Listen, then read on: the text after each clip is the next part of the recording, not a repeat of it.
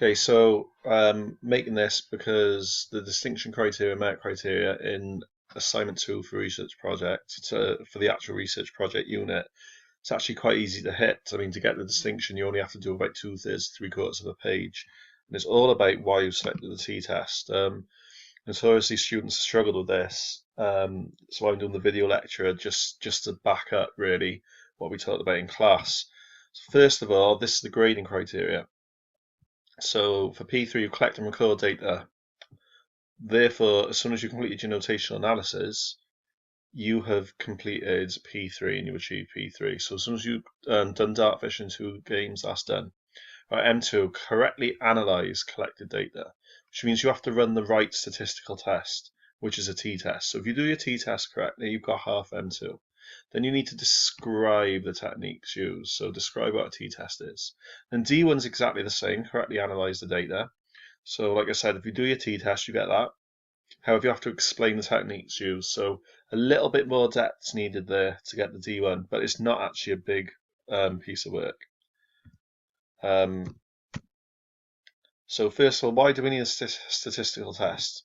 So they're used to prove that your results are not down to chance. Now you need this to prove that like they weren't fluke results, or that you didn't investigate them wrong, or like I said, that they weren't just lucky. So you should hopefully remember from last year that we use a significant level of P is equal to or less than 0.05, and this is consistent throughout sports science for all different studies. What this basically means is there's only a 5% chance that your results are wrong or due to chance. So in sports science, we use this because nothing's going to be perfect. That's why we use 0.05. So your t-test, it'll be the two-tailed t-test, produces a result. If that's equal to 0.05 or below, you can say, yes, I've got a significant difference. Statistical tests for relationships or differences, and you're testing for a difference because you have already hypothesized that there's going to be a difference between the number of performance criteria between your two matches. Okay, I just want to take you to the workbook first of all. Right, if you go all the way down to the end of your results section, so past your graphs. Now, here's the bit you need to fill in for the merit and distinction. So you now need to explain why you selected the t-test. Answer these questions appropriately and all of you will fly the distinction. First thing is I've mixed up question 2 and 1. Realistically, question 2 should be first when you're ordering your answer. So the first question is, what is parametric and non-parametric data? Given definitions of the types. So you're probably thinking, can't remember that. That was research methods last year. Well, what I've put on Blackboard is the BTEC chapter for research methods, and this is the chapter here. So if we scroll down,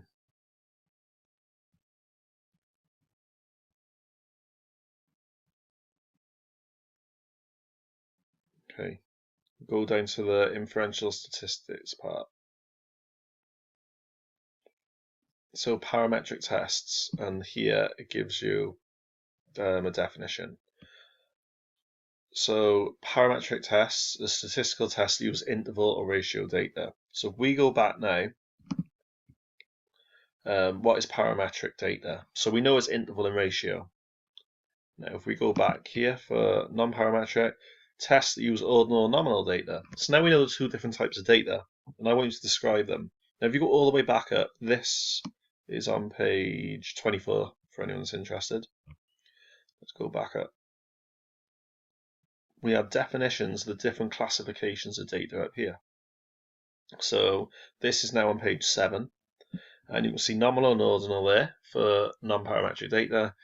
We can also see ratio and interval data here. Now, if we go back to the workbook, what is parametric and non-parametric data? So I want you to tell me what they are, given definitions, which you can use from the BTEC chapter, and then you need to tell me what types of data they use. So parametric data uses interval and ratio. Can you tell me what interval and ratio data is as well, please? And then do the same for non-parametric data in terms of nominal and ordinal data. Tell me what they are. Right, question 2 is, was your data parametric or non-parametric? Now, you're collecting frequencies, which are quantities, so i.e. the number of passes or shots or tackles, or whatever your performance criteria was. Because it's a frequency, you're using ratio data. Therefore, because you're using ratio data, we know that you need a parametric test. Now, if I just go back to the PowerPoint in a minute, we look at this diagram. Now we know you're using a parametric test. We know you can only pick from these 4 tests. However, you hypothesize that there's going to be a difference between the 2 matches. So the key is it's not the best diagram by any means, but if we look at the key in the bottom right corner down by here, so tests a difference of the lighter color and tests of association or relationships of the darker color. So these 2 at the bottom are for association or relationships. Therefore, these 3 here are for differences. Now you can tell me that you've got 3 tests you now know you can choose from. You can choose from the ANOVA, the MANOVA, and the t-test. So you can mention that. Let's go back to the workbook a minute. Tell me why you're looking for differences, by the way. So tell me that link to your hypothesis, or actually copy and paste your hypothesis from further up and say, my first hypothesis is blah, blah, blah. So therefore, what test could you choose from? I just mentioned that. Okay, why did we pick the t-test in the first place compared to the others? Let's go to the next slide. We already talked about parametric and non-parametric, right? T-test. The reason you need a t-test is because a t-test will test the mean of the 2 groups. So the mean is the average. So they get the average value for each group, so the average amount of shots, and they'll see if they're significantly different. This is why you need a t-test, because you're only using 2 groups. Okay, if you were using the more than 2 groups, you'd use the ANOVA or the MANOVA. Now, another reason using the t-test is because it only works if the variance of the 2 data types are similar. Now yours is because you're collecting the same performance criteria, so naturally you will get a similar, like for example, in one game you're not going to get 150 shots and then 10 shots. The difference will be much, much less than that, so the variance is going to be similar. Now that we know you're using the t-test, we need to know if you're doing the dependent t-test or independent t-test. There's 2 different types of t-tests. Now you've got independent data. Now you're testing 2 different matches. Now, if you were testing 1 group and not 2, it would be dependent.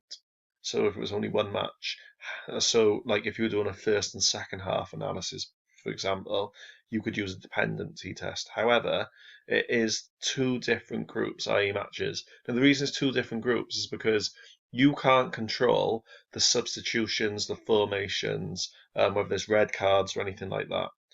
This is why it's an independent t-test requirement, because you've got independent data. Now the final bit you need to do, and this is the bit that really seals the distinction for you.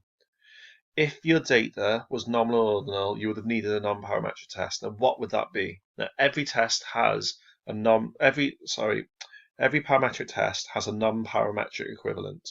Now the non-parametric equivalent to the t-test is the Mann-Whitney U, because that works in the exact same way. It needs 2 data sets. The only difference is it uses nominal and ordinal data. So if you follow these steps and answer those questions, like I said, in the workbook by here, you will get a distinction in terms of the research project criteria for research project 2.